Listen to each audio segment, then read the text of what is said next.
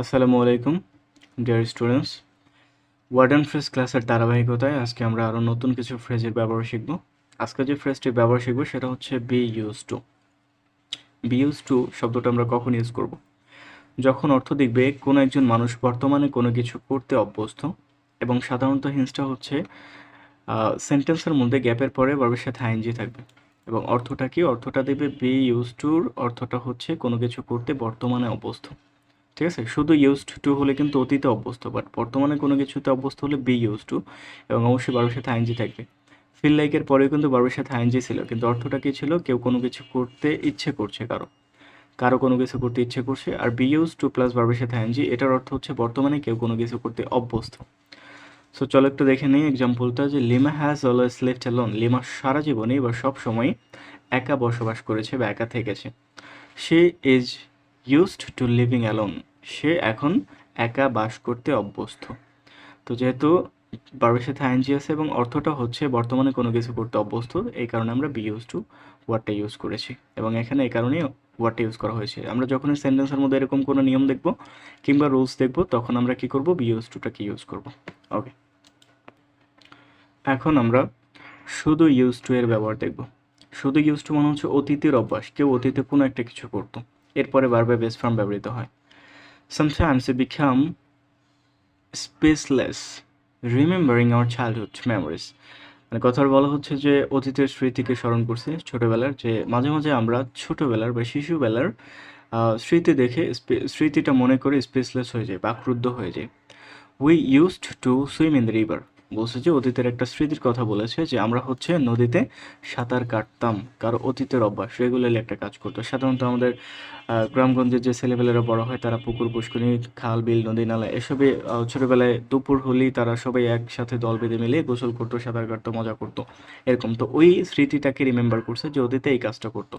তো অতীতে কোনো একটা কাজ করতো, এরকম এখন আর করে না, এখন চাইলেও সম্ভব না, করে না, অতীতে করতো, এরকম যদি বোঝায় তাহলে সেক্ষেত্রে সাধারণত ইউজড টু ব্যবহৃত হয়। Okay, blow one's own trumpet phrase. এই ফ্রেজটি সাধারণত তেমন কোনো রুলস নেই, এটার অর্থটাই হচ্ছে মেইন, নিজের ঢোল নিজে পেটানো।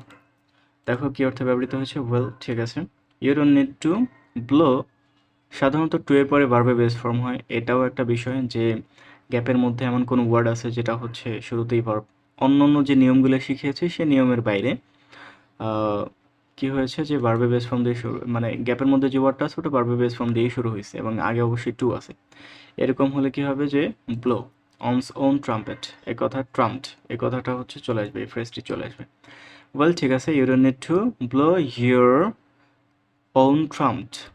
তোমার হচ্ছে নিজের ঢোল নিজেকে পেটাতে হবে না। উই নো দ্যাট, আমরা জানি যে ইউ হ্যাভ সাম ট্যালেন্ট, যে তোমার কিছু ট্যালেন্ট, যোগ্যতা, মেধা আছে, এটা আমরা জানি। এটার জন্য তোমার নিজের ঢোল নিজেকে পেটাতে হবে না। এই অর্থে হচ্ছে এখানে ব্লংস ওন ট্রাম্পড ওয়ার্ড ইউজ করা হয়েছে।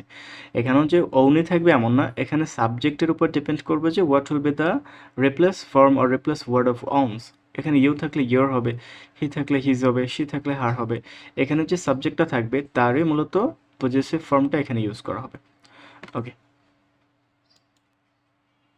এখন আমরা অ্যাজ ফার অ্যাজ এবং অ্যাজ লং অ্যাজ এ দুটোর ব্যবহার শিখব। সাধারণত এগুলোর মিনিংটাই হচ্ছে মেইন, এগুলোর তেমন একটা অর্থ ক্যারি, গ্রামেটিক্যাল ফ্যাক্ট ক্যারি করে না, মিনিং অনুসারেই এটা হচ্ছে সেন্টেন্সে ব্যবহৃত হয়ে থাকে। অ্যাজ ফার অ্যাজ মানে হচ্ছে যতদূর পর্যন্ত, অ্যাজ লং অ্যাজ মানে হচ্ছে যতক্ষণ পর্যন্ত। যখন একটা সেন্টেন্সের মধ্যে সেন্টেন্সটা পড়ার পরে যখন আমরা দেখব যে এখানে as soon, as long as মানে যতক্ষণ পর্যন্ত অর্থ দিচ্ছে, তখন আমরা অ্যাজ লং অ্যাজ ইউজ করব। যদি আমরা দেখি যে যত দূর পর্যন্ত অর্থ দিচ্ছে, তখন আমরা অ্যাজ ফার অ্যাজ ইউজ করব। The car is absolutely fine dash the engine is concern. যতক্ষণ পর্যন্ত কিন্তু হবে না, মানে যতদূর পর্যন্ত। As far as the engine is concern মানে ইঞ্জিনটা দেখে যতদূর মনে হচ্ছে যে গাড়িটা পুরোপুরি ঠিক আছে। তো এরকম যখনই যতদূর পর্যন্ত অর্থ দিবে, তখন আমরা অ্যাজ ফার অ্যাজ নেব, এবং যতক্ষণ পর্যন্ত অর্থ দিলে আমরা অ্যাজ লং অ্যাজ ইউজ করব। ওকে, এখন আমরা ইনকেস ফ্রেজটির ব্যবহার শিখব। সাধারণত ইনকেস মানে হচ্ছে যদি এরকমটা হয়ে যায়, মানে সাধারণত কোনো কিছুর আশঙ্কা থাকে, যদি এরকমটা হয়ে যায় তাহলে কি হবে, এই টাইপের কিছু একটা। সেক্ষেত্রে অর্থটাই মেন হচ্ছে, মেইন কাজ করে থাকে, এখানে তোমাকে মেন কাজটা অর্থ দিয়েই করতে হবে। আর যে হিন্সটা এখানে পাওয়া যায় সেটা হচ্ছে ইন কেজের আগে হচ্ছে রেজাল্ট থাকে, ফলাফলটা থাকে আগে এবং কারণ থাকে পরে।